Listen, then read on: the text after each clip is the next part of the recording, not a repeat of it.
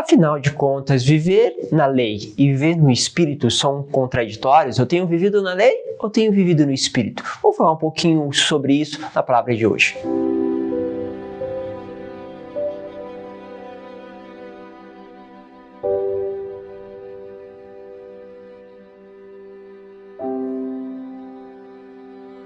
Em nome do Pai, do Filho e do Espírito Santo. Amém. Que bom ter a tua presença mais uma vez.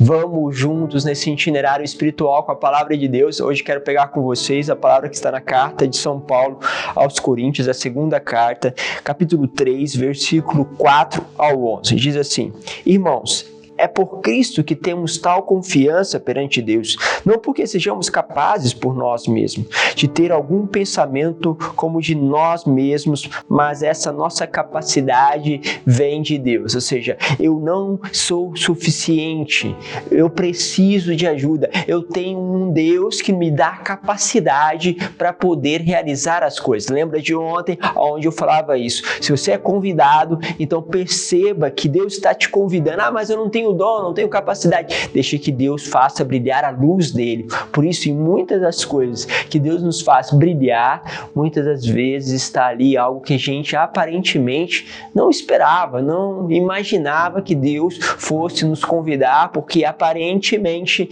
não havia um dom específico para aquilo. Então, de repente, você vê Deus que faz brilhar essas coisas e resplandece então aquilo que ele deseja. Bom, então não deixe se abater, não deixe paralisar-se naquele pensamento: eu não tenho capacidade, eu não consigo. Então ele vai dizendo assim: é ele que nos tornou capazes de exercer o ministério de uma aliança nova. Esta não é uma aliança da letra, mas do Espírito. Pois a letra mata, mas o Espírito comunica vida. Se o ministério de morte gravado em pedras com letras foi cercada de tanta glória que os israelitas não podiam fitar o rosto de Moisés por causa do fulgor, ainda que passageiro, quanto mais glorioso será o ministério do Espírito. Pois se o ministério da condenação foi glorioso, muito mais glorioso vai de ser o ministério do serviço da justificação. Realmente, em comparação com uma glória tão eminente, já não se pode chamar glória o que então tinha sido glorioso. Pois se o que era passageiro foi marcado de glória, muito mais glorioso será o que permanece. Olha que forte. Então, nós temos aqui a letra, ou seja, Moisés recebe do Senhor as leis e coloca isso naquelas tábuas de pedra. Ele coloca essa lei, escreve esta lei, e esta lei era gloriosa no sentido de que podia até mesmo ver através de Moisés no seu rosto o esplendor de tudo isso. E ele fala: imagine se essa letra já dar todo esse esplendor que os israelitas não conseguiam olhar para Moisés diante do brilho da sua face. Imagine o que é a vida no Espírito. E aí nós precisamos entender o seguinte, que há uma graça, há uma glória da vivência da palavra sobre o Espírito. Ou seja, aquilo que está sendo comunicado na lei que nos justifica e que nos traz a dimensão amorosa de Deus. Por quê? Porque quando nós falamos de lei, a gente entra naquela velha história. Todo mundo já ouviu isso, principalmente aqueles que são dentro de alguma pastoral, evangelização dentro da igreja. Isso pode, isso não pode. O que pode, o que não pode. Como que é? Essa liturgia pode ou não pode? Nós ficamos nas letras. Não entendemos o Espírito. Então, quando nós falamos de castidade, dizemos pode ou não pode. Mas, meus caros, se você só para na letra, aquilo fica difícil demais. Às vezes a pessoa não consegue digerir aquilo porque ela não entende o amor de Deus quando chama a uma vivência da castidade, o quanto isso é profundo no namoro, quanto isso faz você contemplar outras belezas, quanto isso faz você se aprofundar, como é bonito viver isso justamente no noivado e depois dentro do casamento também, porque precisa também.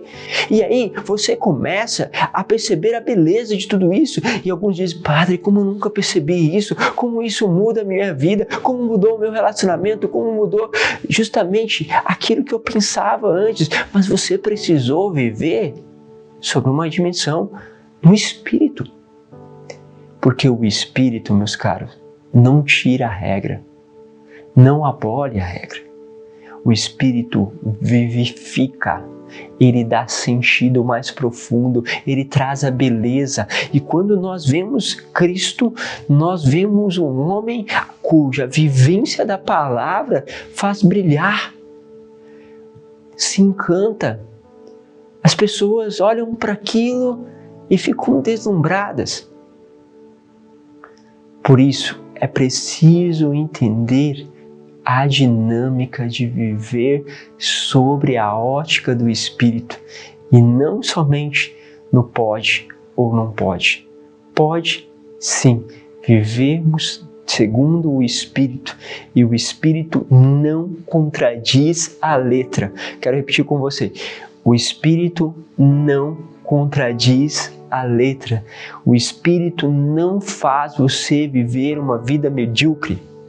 Porque alguns pensam que viver segundo o Espírito é viver de qualquer jeito. Estou amando. E aí eu passo por cima de tudo. Não, isso não é o Espírito. O Espírito, pelo contrário, faz você viver com alegria.